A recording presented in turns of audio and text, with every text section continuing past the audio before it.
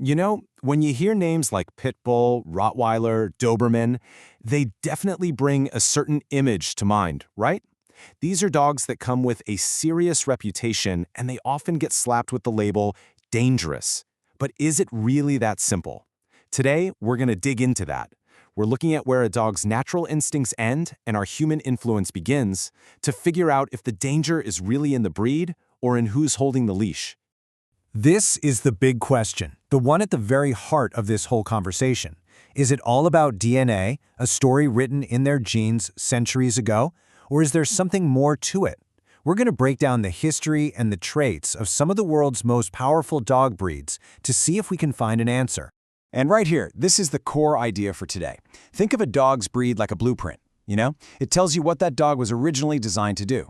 But the final product, whether that dog is a loving family pet or a potential danger, that's built by human hands. It's that classic dance between nature and nurture.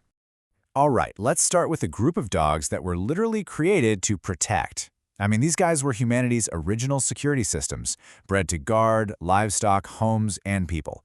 And that protective instinct, it doesn't just fade away over time. It is absolutely hardwired into them. This group's got some very familiar, very powerful breeds. We're going to take a closer look at a few of them to see just how their old job description still shapes who they are today. Let's talk about the Rottweiler. Originally, these dogs were the companions of Roman legions, herding and protecting cattle on long journeys. Now that kind of work requires some serious muscle, a sharp mind, and a deep gut-level instinct to guard your flock. That history is exactly why we have the powerful, naturally protective dog we see today. So here's the catch. That incredibly strong guarding instinct needs a clear job and really clear boundaries in a modern home. If it doesn't have them, a Rottweiler might just decide that the mail carrier is a threat to its herd, which is, of course, its family.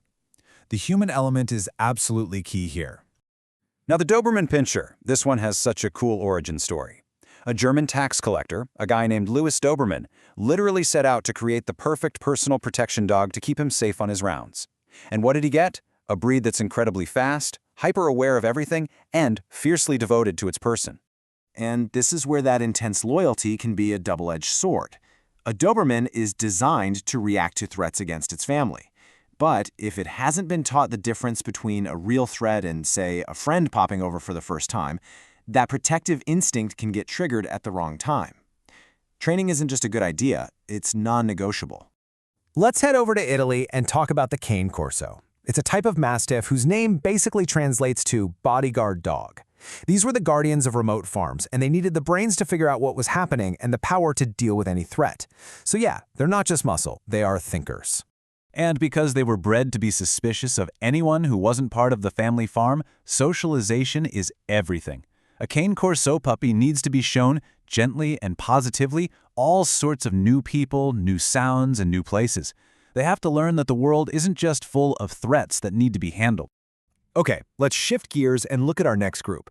These dogs weren't so much bred to guard property, but for really intense physical jobs, like hunting huge, dangerous animals, or in some cases, for fighting.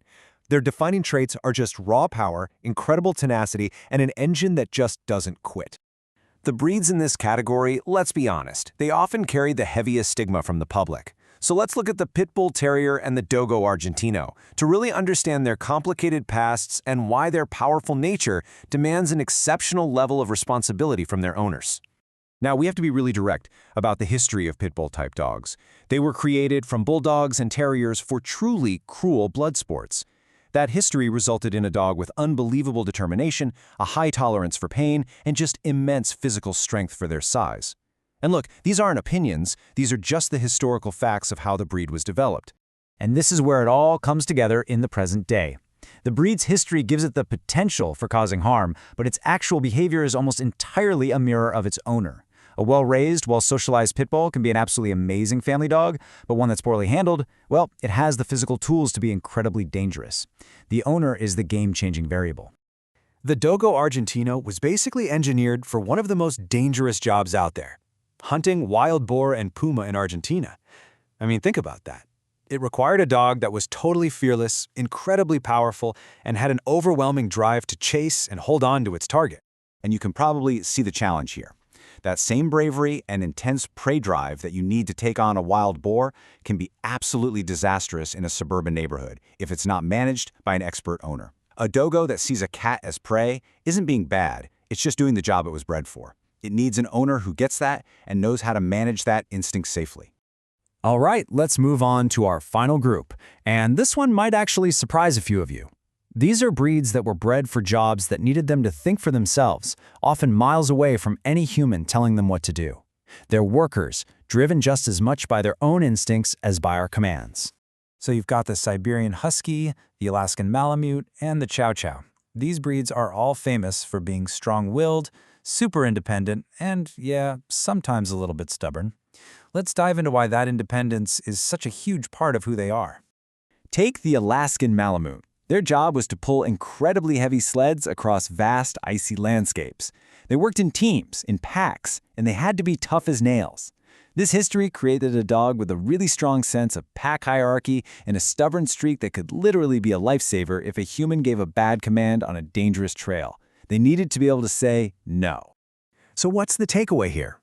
A Malamute is always trying to figure out its place in the pack. If the owner doesn't step up and act as a calm, confident leader, the one who sets clear rules and is always consistent, the dog might feel like it has to take charge, and that can lead to aggression. It's not about being a drill sergeant, it's about being a trustworthy guide. The Chow Chow is one of the oldest dog breeds on the planet, with this long history in China as an all-purpose dog. They were guards, hunters, you name it. But unlike dogs that were bred to be super cuddly companions, the Chow developed this reserved, almost cat-like independence and a deep, baked-in suspicion of strangers. And this is just a brilliant example of why those early puppy experiences are so critical for these independent thinkers. A Chow Chow's default setting is to be wary. If they aren't shown from a young age through lots of positive, gentle experiences that most strangers are okay and the world is a pretty safe place, that natural suspicion can easily turn into fear and aggression. You're not changing their nature, you're just giving it better information to work with. So, as we've looked at all these different groups, a really clear pattern emerges, doesn't it? Step 1, you have the blueprint, the genetic instincts that were bred into them for a job. Then comes step 2, and honestly, this is the most important part, the human element. This is all about the training, the socialization, the environment you provide. And that all leads to step 3, the result. The dog that's standing in front of you is always a product of both its nature and its nurture. Which really leaves us with this final thought to chew on. When we see a powerful dog and immediately label it dangerous, are we really seeing the whole picture?